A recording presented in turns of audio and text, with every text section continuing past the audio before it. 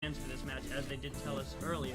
So CTF is on Team Fire, who is already in the tournament, and he is filling in for their jungler. But we see some bans, we see some picks. What do we think, boys? Well, from what I'm seeing, Team Funk is just banning out like the big powerhouses like Poppy, Jackson, Tom Kench, just general like really good bands. Whereas on TC Snits, I see a Ezreal and Zed and Malphite. Malphite is a good band because of the sheer engage that he has. But Ezreal and Zed, I think, are more like target picks against Zolo and Lemo and all them.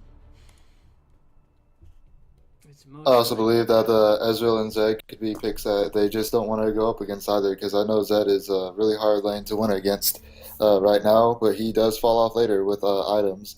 And Ezreal is also a pretty strong mid to late game champ right now with his kiting and his damage potential. Along with that, Poppy, Jax, and Tam Kench, they're all three champions that I've seen so far in this tournament. Pretty popular, pretty strong, and they're really good bands, and I think they just don't want to deal with them right now. Yep, that's always true. And CTF is picking up the Amumu jungle. That's what I like to see from him. He is an Amumu main, and I love seeing when he picks up Amumu because you just see some really, really jank bandage tosses that seem to always hit. Let's see if they can put champions that help out with the team comp with the Amumu. A lot of CC. Ooh, and the Xerath from Grandma's Nips. From his previous match history, I've been seeing him spam a lot of Xerath, and he's had a lot of success with that recently.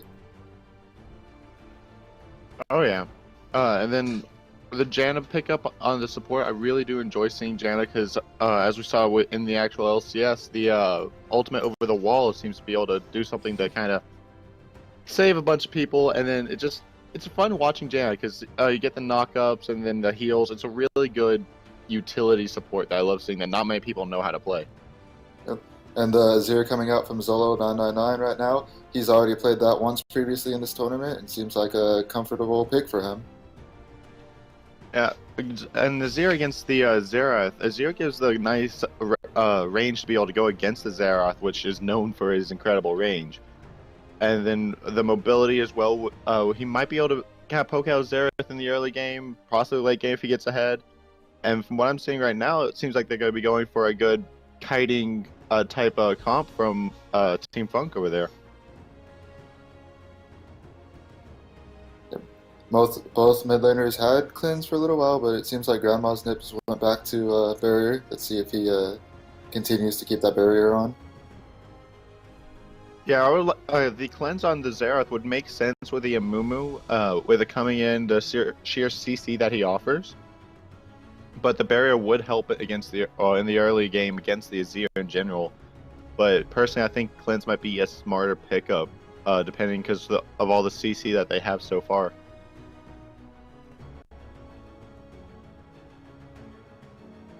And then with the Caitlyn pickup, that's going to be a Caitlyn Janna bot lane. Caitlyn, with the range that Caitlyn gets and the extra AD that she gets from the Janna, that's one thing that I really enjoy seeing just from the sheer poke that Caitlyn is able to put down before you can even react.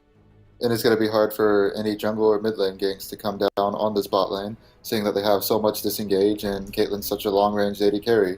Along with her traps and her nets, it's going to be a almost impossible lane to gank. Yeah, but on the other side, they are going to be having a Jinx Morgana, which is a really good thing to play into the Janna Kate, because Jinx with her rockets actually outranges Caitlyn. And the Morgana Black Shield will allow her to walk up, get onto the traps, not be affected by them, and continue going on. Also block the tornadoes as well, so Jinx will be able to continue on to Caitlyn without any problems for a good little bit before that Black Shield wears off. Yep, and so far from what I've seen in this tournament for TC Snits, their bot lane has been their powerhouse for their team. Even throughout their loss, their bot lane still did pretty well, and throughout their win, their bot lane just dominated along with their mid lane. Oh yeah, and then with the Vi, I'm gonna guess that's gonna be a Vi jungle, but could also be nope, that is going to be a Vi jungle. Being able to use her ultimate, get back in there, get all the way onto Caitlyn without being stopped. Just to try, they're trying to get back there and shut down that back line because they know that's where the power is going to be coming from. in the early game, and then in the late game being able to continually poke out while CTF and Auxier go in with their Mega Gnar and the Amumu. And Team TC Snits are on a lot of comfort picks from previous match history. I've been seeing a lot of Vi, a lot of Xerath, and a lot of Morgana from those three. So pretty sure they're really comfortable in those champions. Looks like we'll just be wrapping up for a really interesting game coming in with the nice poke from Funk and the nice engage from TC Snits. It's gonna be one of those matches where close to the late game, one of the team fights to get really decide who wins here. But now that we are in the 3-minute waiting period before we load in, so let's see, what can we talk about here? How about what do you think about the entire team fight coming from TC Snits? I think that's gonna work out.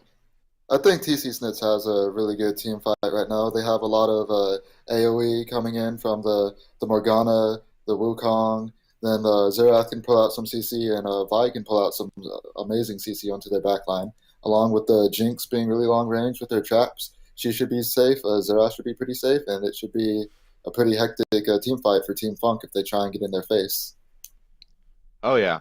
Especially like one thing that I would love to see would be an amazing Azir wall to push out the Wukong and Vi and then be able to get to the Jinx and Xerath and blow them up before anything happens. It'd be one, and then the Janna is there for the appeal for when the TC Snits go in hard because you know with a Vi and Wukong they're gonna be trying to get immediately in there.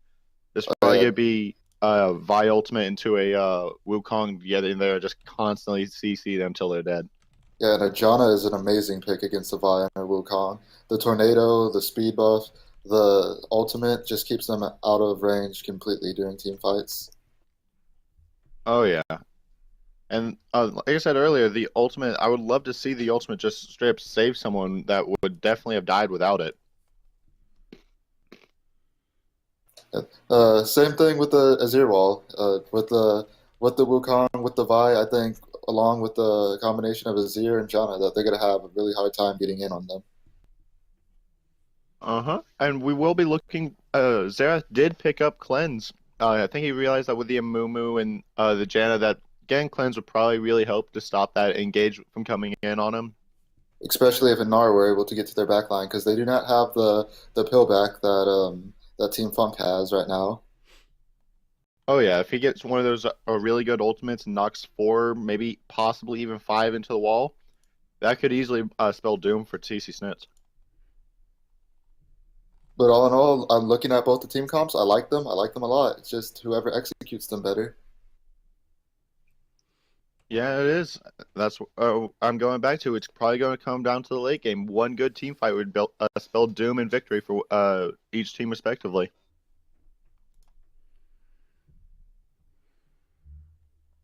And can I pick up your opinion on the Caitlyn traps, especially with the new Caitlyn? I think the traps are really good for sieging, for holding your tower, for remaining safe in lane. Oh yeah, you take the Caitlyn traps, you can throw them down. Especially if you max it second, like the general norm is to do now.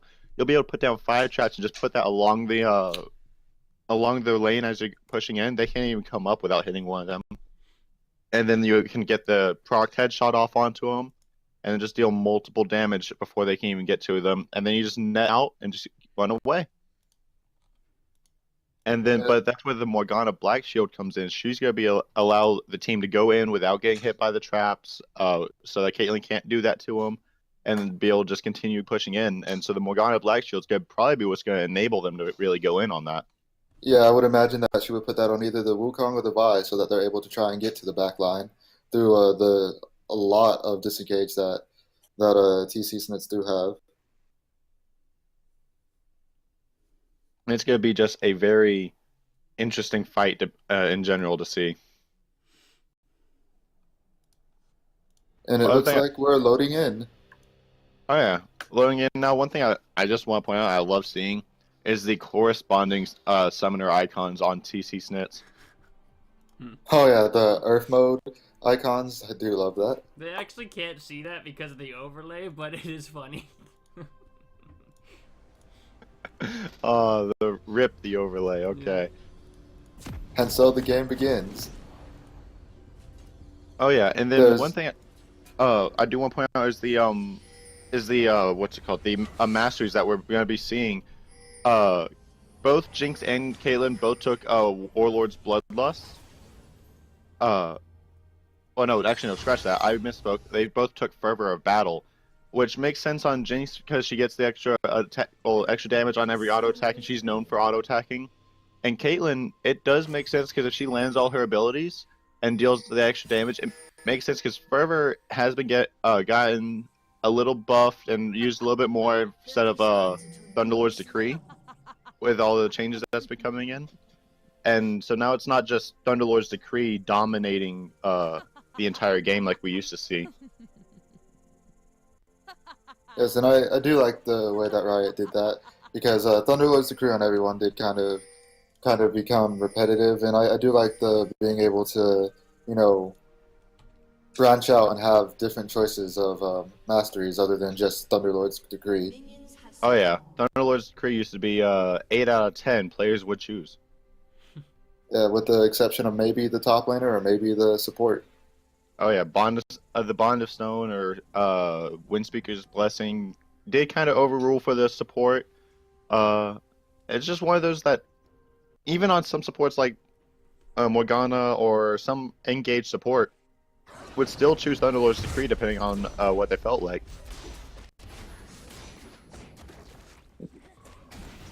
And looks like they're starting out pretty standard jungle starts, both on their bot side of the jungle. Interesting thing that I want to watch and see is if this Vi does in fact invade this Amumu, because his slow is pretty, or his his clear time is pretty slow, and his health can get pretty low during the jungle. Oh yeah, especially in the early game before he has any true tankiness coming into him. He's really easy to invade, especially if you can catch him all by himself without a laner being able to get to him.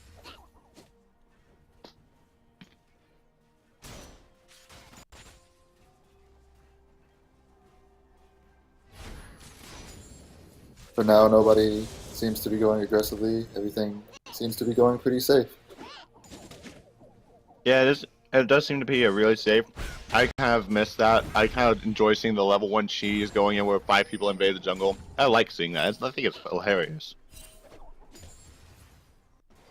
But now that we're seeing Wukong is trying to get away in a little bit on Gnar, realizing that Gnar has more poke damage and able to hit him as he's running away. And it's just not going to be a good time for him if he tries to go in right now, so he's just going to sit back and farm, wait for a little bit. As Gnar says, and there goes Gnar. And he gets him with the building, and first blood going to Gnar. That's going to be really good for Nokia Battle Axe. Oh yeah. Like, see, I love seeing that because, like I said earlier, Wukong tried going in, realized that he didn't have the damage to win the trade, so he started backing up. Then Gnar gets his Mega Form and says, nah, you're going to die now. Oh, and there's the flash out from Grandma's Nips in mid lane. That was a really good gank, and I think that's really worth having the mobile Xerath without his flash so early on. Oh yeah, so that'd probably be an easy gank for CTF to come back in without flash. Zeus not gonna be able to dodge the bandage toss as easily, and that could easily lead to his death immediately. And it seems like Nokia Battle Axe is still getting bullied top lane. He had to force a TP to get back up, and he's already less than half health. Oh yeah, he's getting completely destroyed now. Like I said earlier, there's the no flash. There's the cleanse coming out from the Xerath, which is really good. It's good reaction by him. Alright, it was great reaction time for him to be able to cleanse the bandage toss and get out before he died again. But now he has no summoner, so he's not going to really be able to sustain from the gank, which is now CTF knows that he can now come in as soon as Xerath gets back, and Xerath will have to play either really safe or just get camped, and that's probably just be what winds up happening. Well, I think the good part about having a Xerath is that he is very long range, and he doesn't have that long cooldowns for his range skills, so he can sit back and farm rather safely now. Oh yeah. And then Gnar's probably about to hit Mega Form. Doesn't look like he's going to be doing anything because the turret's still there, but you never know. Gnar could always just go a little ham. I mean, it is lower elo, and people really do enjoy getting the kills because I believe that's what you need to be able to carry a game, is to get a lot of kills. Especially in the in the top lane. Both of these teams, when their top lane have success, seem. Well, there's a little trade coming out from the bottom there, with the Janna shield going onto the Caitlyn, allowing her to sustain more of the damage that came through. If she had been hit by that binding, it probably would have led to possibly a kill, but you can never be too sure.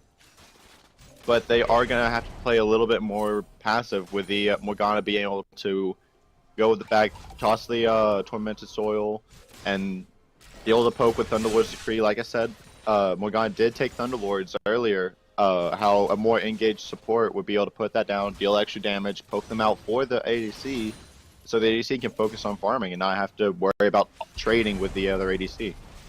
And an interesting thing about bot lane is if they're able to get a ward behind Jinx and Morgana, who are currently pushing up, their Gnar has TP advantage over where Wukong was forced to use his early when he got killed.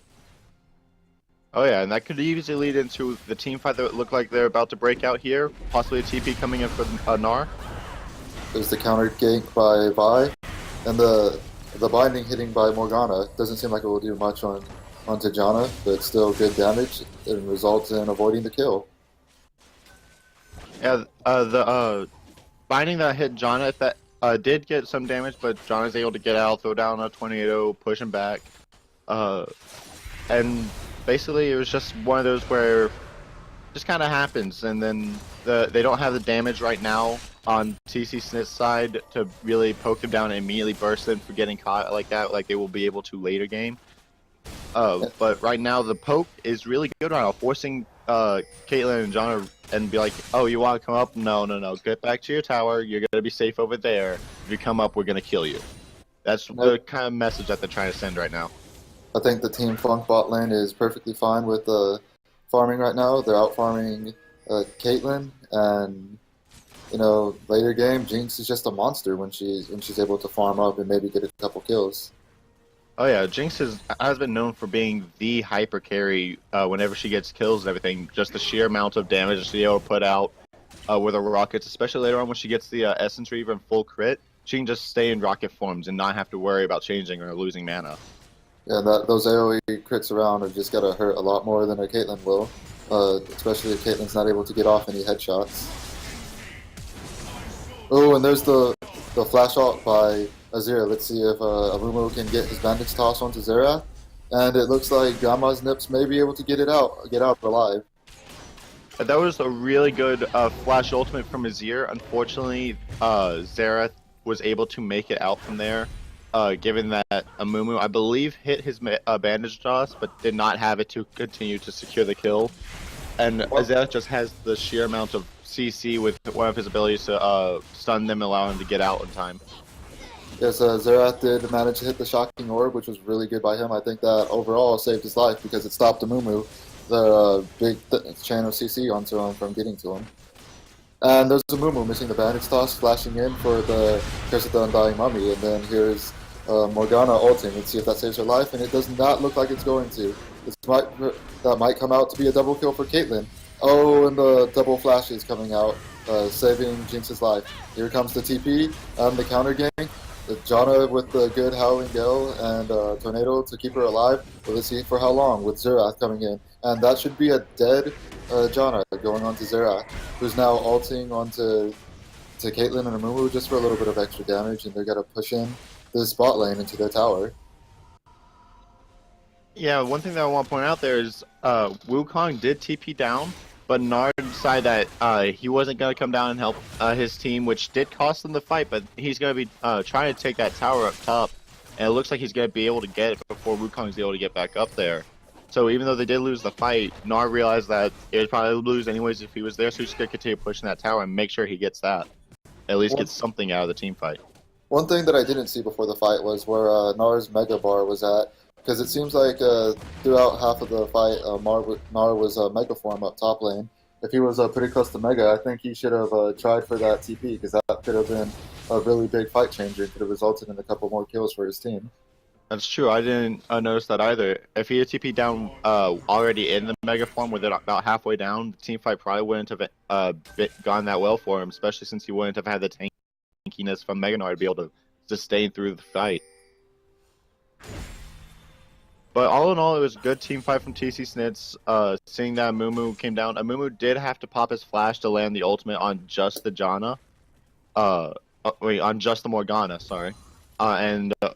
So because of that, he missed his bandage toss, had to pop flash, had no ultimate for later on in the team fight, and basically Morgana did get picked off, I believe. But yes. But at the same time, it was just the support, and the jungler from Qualifiers was able to come down and wrap up the team fight with the Living Paradox's Jinx, and they were able to win the team fight even though they had lost their support. Something interesting though is Nakia Battle Axe, although he provided pressure and made Team Funk need to retreat because of the Wukong, he actually wasn't able to get a hit on anybody that died, and so he's still pretty far behind Gnar and gonna get bullied without even getting an assist for that. Oh yeah, and there goes the Gnar ultimate. He didn't get anyone because Qualifiers was able to flash over the wall and not get CC'd. Which brings me back to another point that I wasn't able to touch on, was the double flash that came from the Jinx and the Janna. Janna tried to flash and get the ultimate to push Jinx back into team, but Jinx had the reaction to flash and be able to push back into the turret, which saved her life. Unlike how CTF just got picked in his own jungle. Oh, CTF got picked in the jungle he got a little bit too deep in there, and he just got collapsed on by the entirety of top, jungle, and mid. And it was very unfortunate that Qualifiers had just smited Wolf, so that they had the ward immediately able to go to him, and he was collapsed on by 3 people and had to waste his ult of the Curse of the Undying Mummy. And there's the vision coming in from Penguin War Chief, being able to spot the Azir coming down, throw the binding on him, making sure that he knows he is not welcome there. And here comes the Pink Ward, making sure that they have no vision in that bush with them. As they rotate up to try and continue pushing on, and looks like we might be seeing a team fight come out around the dragon here. Both mid laners are actually no. Grandma's Nips pop the biscuits and gain some health back. So only Zolo is pretty low for Team Funk, and that should have to cause with the Azir having to back. And if Team TC Snits wanted to go for a dragon, I think it would be pretty free right about now. Oh yeah, then they are realizing that because of the mid lane being dead and having their Mumu mid, this should be a pretty free dragon, since only Jan is able to really try to get vision on it and no one's able to get there. And they know that Amumu has already wasted his ult, and that's a pretty long cooldown early game, so it should not be a backup, and it really isn't. Oh yeah, his ultimate still has around, I want to say, I can't actually see how long it has of a cooldown right now. Oh no, I lied, it has 18 more seconds. And so it was not up for him to really go into his side just to push mid, reset it for his year, and just let them have the first dragon. Which at 13 minutes in, and Jinx having only a BF sword and a pickaxe, it really, if I'm correct on the math here, it really only gave them around a 20% 20 AD boost, which is significant because it's about 2 longswords, so about 600-700 gold worth of AD. But it's still not entirely as significant until late game. And it is really good for TC Snits to have picked up that early dragon, because seeing how games are so much more fast-paced nowadays, that it's pretty hard to get to the 5th dragon, but surprisingly more of those happen than one might think. Oh yeah, 5th dragon, as rare as it might be, I treat it as like a bear, and it's one of the things you get, and you're able to either push in and get inhibs, or push in and end. Or if you're behind, use it to be able to live and hopefully fight for the next 10 minutes and win. Oh, and here's the Q coming in from Vi. Ooh, there's the Gnar. Can he get Mega and get 2 people? Nope. He's only able to get the Vi with the Gnar, and that should cause an Qualifiers death. Let's see if Zoro is able to get out of the Azir ult, which I think he does. There's another fight coming down here bot lane, and the Thresh Prince should be dead, and no, the Flash and the... Nope, that is still his life. Now let's see if Azir can get out. coming from the Curse of the Undying Mummy from the Mumu. It looks like Nokia Battle Axe and Grandma's Nip should be able to get out perfectly fine, but Grandma's Nip needs to back off because he is out of mana currently. Yeah, it's just one of those things that it's enjoying seeing a team fight like that break out in two different areas of the map. You don't know where to look, you don't know what to see. You saw that TC Snits was able to secure a kill up on top lane, I believe, or no, it might be the other way around. Team Funk secured a kill up on top lane on Quicklebick, whereas on the bot lane, TC Snits turned around and secured a kill on Thrush Prince. And so it did stay even with the kills, and so right now we have really seen no gold lead. The only gold lead we're seeing is from the sheer amount of farming that the other side is doing in like the Gnar over the Wukong down on the top lane. And it looks like they're gonna give the Rift Herald buff to their mid laner, Grandma's Nip. So that should help them push out the mid lane. You usually want to give that to the person that you have ahead, and with the 120 CS leading the game and 2 kills, it's probably a smart choice for them to give it to him. Oh yeah, Xerath already has a lot of pressure with the range that he has. Giving him a pseudo Baron buff is essentially just going to allow him to continue pushing this lane. But with the wardings and the way that it looks right now, I don't think he'd want to push.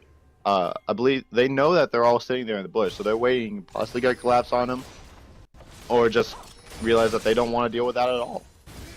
One thing that could have happened earlier that would have made it a lot worse for TC Snits is maybe if Gnar did get that 2-man ult into the wall, but Grandma's Nips was just out of range when he did pop the ult onto a Quicklebick.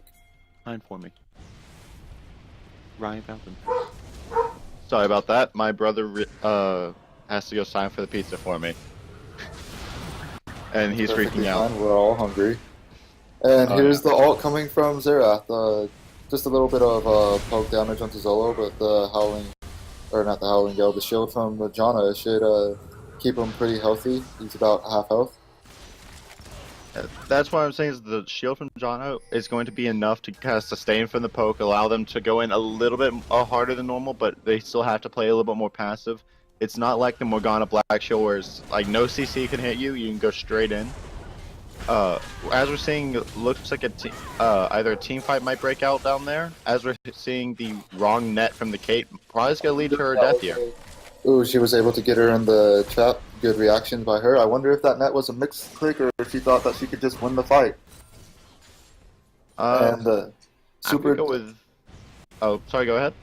The super mega death rocket almost killing Caitlyn right there, but she's able to barely survive.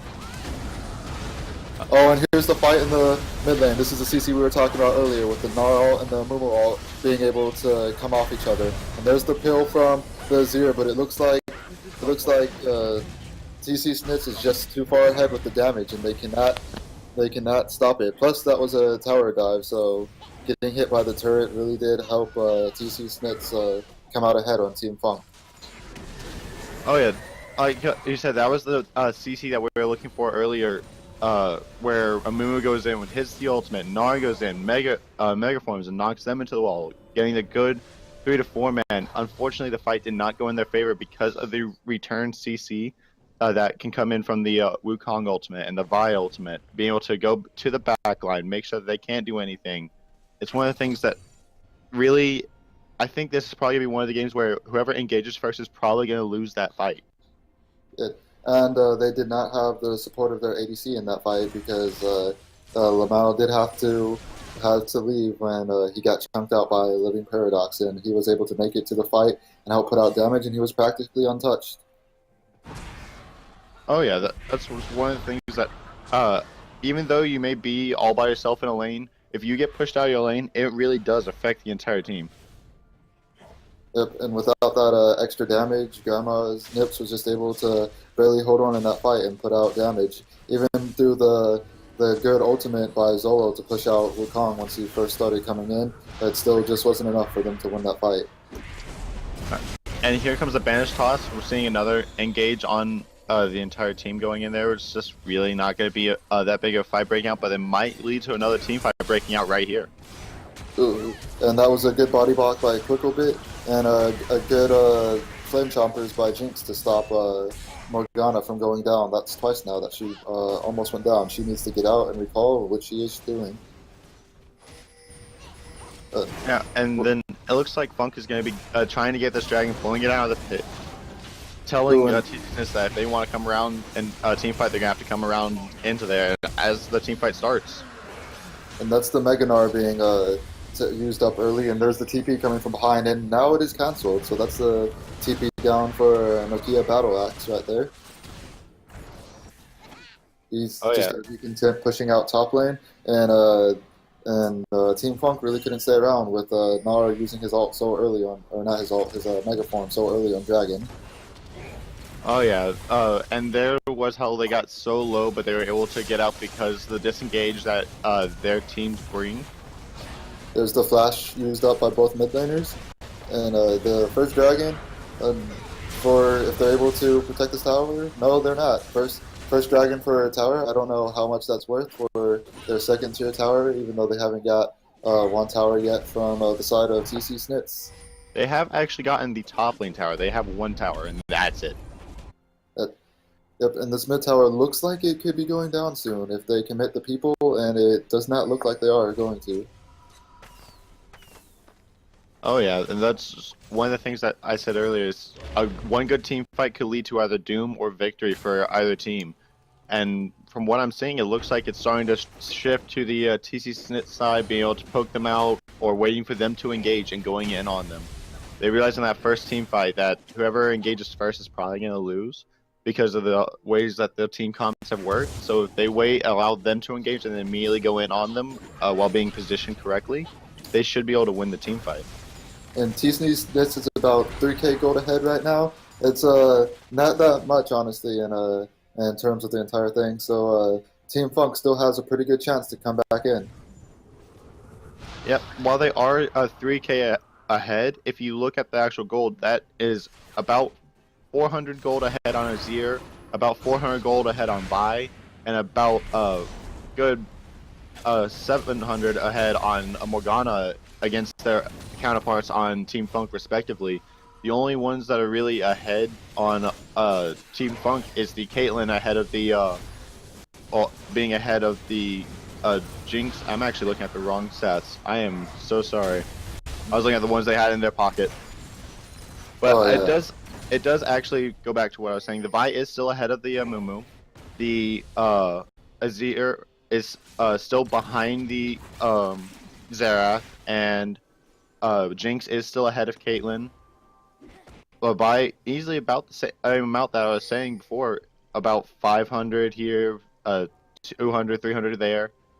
But because of the just gold being dispersed across the board, for them each having their own assists and everything, they are still ahead against their counterparts, and if they can get ahead in general, how I said earlier, it's starting to tilt towards TC Snits being able to win this game. Yeah, and the early game life from Team Funk with their top lane, that gold deficit's been completely depleted, and they're about even right now in terms of gold. They're pretty much about only 40 gold difference, which is only the CS difference that they have. And so now they finished the team fight time here. They're back to just farming up, trying to get to the time in between mid and late game. Well, they're pretty much just starting to really have a fun time with the game. Start realizing that it is just a game. And there's a Penguin War Chief denying vision for Team Funk and putting down vision for his own team. And there's the first tier tower going down for bot lane. Vision plays a much larger role in the game than people in lower elo really expect. If you know when you're about to get ganked, you can back off. Otherwise, you'll get ganked, and that's what Morgana's trying to doing, making sure that they won't get ganked from an Azir or Mumu. Because if they're picked off and collapsed on, they won't be able to make it out. Even though Morgana does have the black shield, be able to possibly save Jinx. But the damage that they still have, if say 3 or 4 people are on bot lane, I'm pretty sure that they wouldn't be able to survive, or at least they'll lose a tower. And the thing that I like from TC Snits right now is their line of defensive pink wards across the entire map. That's 5 pink wards out for TC Snits to Team Funk 0. And actually, I think Jana may have just taken out 1, so that's 4 pink wards in the line for TC Snits.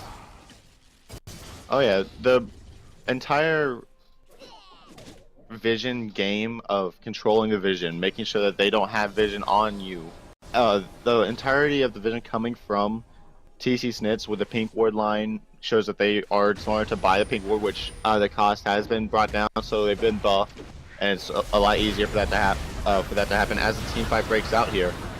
There's the Mumu going down at the beginning, not really getting anybody with the curse of the sad mummy. There's the Zir with the wall to just try and disengage the fight. Everybody's backing out, every man for themselves, and they're able to trade 1 kill into their Caitlyn.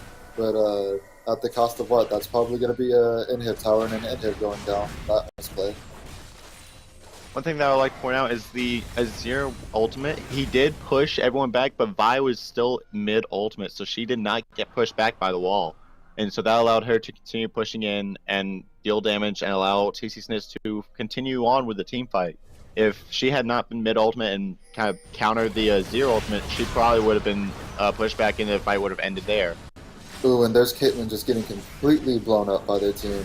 She was completely out of position right there. Another thing I'd like to point out about that last fight is their focus onto the Raptors. I think they should have probably backed off right there, especially the Mumu wasting his bandage toss on one of the Raptors allowed him to just get stunned up by the Xerath and allowed the rest of his team to go in.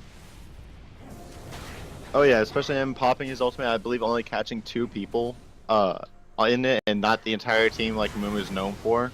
Is going to allow TC Snits to be able to get that middle inhib when they picked off Caitlyn, and allowing them to rotate back and pick up a dragon. In general, it's just starting to look more and more like TC Snits is going to win this game.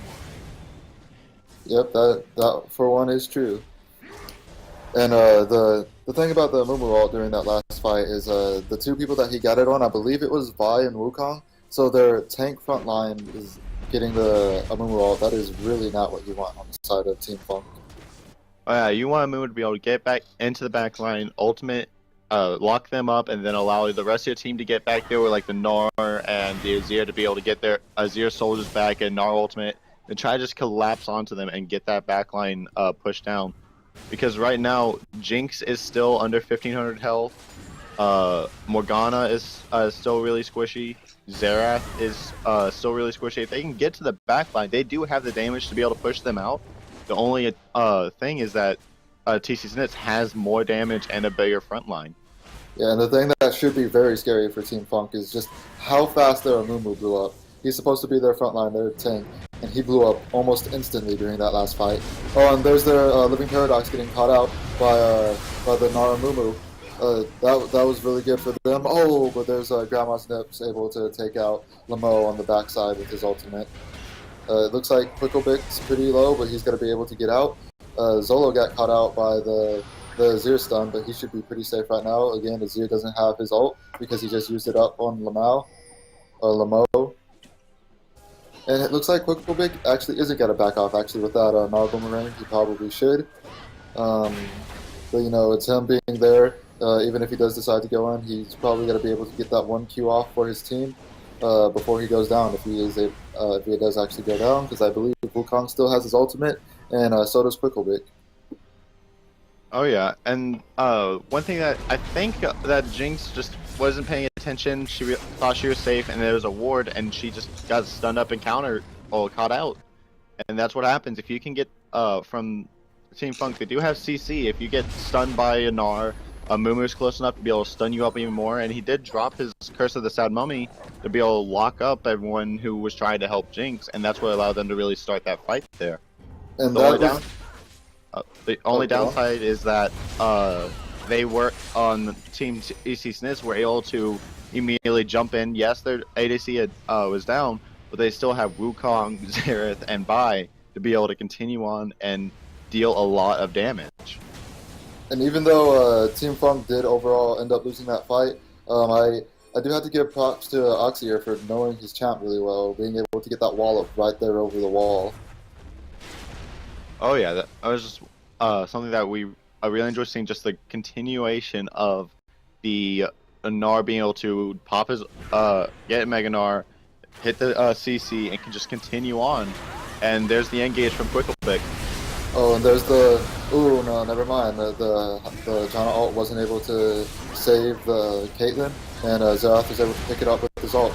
And this fight's just looking completely one-sided as Living Panda gets exhausted, but that's not going to be enough to save Exia. And there's the two flashes over the wall, and it's just going to be an ace, and it's a clean sweep by NC Snits. And this looks like this game's getting pretty one-sided now.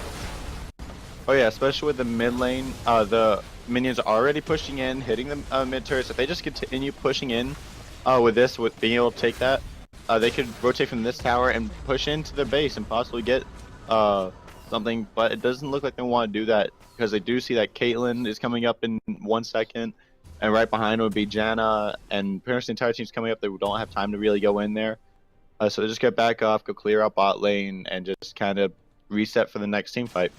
Yeah, that was a pretty good rotation onto tower. All in all, resetting tower aggro onto 3 people without minions to be able to get that top lane tier 2 tower. Yeah, and like I said earlier, this is starting to look a lot more one-sided, especially with TC Snits being a solid 6.5k above Team Funk, being another 9 kills above in general. The gold lead is just starting to become astronomical, and unless Team Funk can land the really good team fight that we talked about earlier and be able to continue it up with positioning and everything from them, looks like it's going to be a TC Snits game. And that should be Lamau going down, being hit by the binding by Morgana, and with the Zap being able to get Zoro. Nope, he was able to soldier out and stay in safety. And like we were saying earlier, Lamo does seem to always get caught out. He tries to go and he doesn't know general positioning. He was caught by the binding, then the Zap from Jinx, and then the Xerath ultimate just catching him out. It looks like they have a team fight here around Baron. Let's see if they actually go in. Oh, and there's the Mega Gnar with ult on 2 people. There's the Howling Gale pushing out Vi actually, and Wukong's able to get to Gnar, and that looks like it's going to be Gnar going down, actually to the hands of Wukong. And all in all, that was a 3-for-0. Like we said earlier, even though it was a great engage, TC Snits just has the general damage to be able to counteract the engage and kill them. Like Gnar, he did jump in, but he was immediately forced to jump back out as soon as he was able to because he's not tanky enough. Amumu, another tank that they should have, did not have the health and armor to be able to counteract the damage that they have. And something that Team Funk just hasn't been able to do is they have not been able to get to the back line. Even though that was a good... Oh, and there's the late game Jinx damage that we were talking about earlier. But even though Team Funk may have been getting good engages, they're not on the people they want. They're on the Wukong, they're on the Vi, and I do believe... I do believe that the Thrush Prince flashed over the wall and knocked Vi out with her ultimate right onto the back line of their Azir and of their Gnar, who tried to flash out after he megaed into it. Oh yeah, and then like we said earlier, the just entirety of the fighting, even though Jinx did get cut out earlier, they still had the damage from the Azir, the Vi, the Wukong. All that damage is still being able to put out even without their AD carry. Especially since they are Jinx is a powerhouse, and then Wukong is able to armor shred. So is Vi. So the armor is just being shredded by the 2 tanks, and Jinx is able to deal out a lot of AD damage. While at the same time, Xerath is there dealing a shit ton of AP damage, and that's going to be the game. Yep, 34 minutes and 16 seconds. TC Snits takes the game and takes the match. Something that I said earlier was that Grandma's Nips on Xerath was going to be a really big power pick because he has been spamming it in normal games and solo queue, and it seems like it's always been a big comfort champion on him, and going 9-0 and 11, that proves exactly that. Oh yeah, one of the perfect games coming in from them. As we're going into the next game between Team Silent Assassins and Team Nexus Down.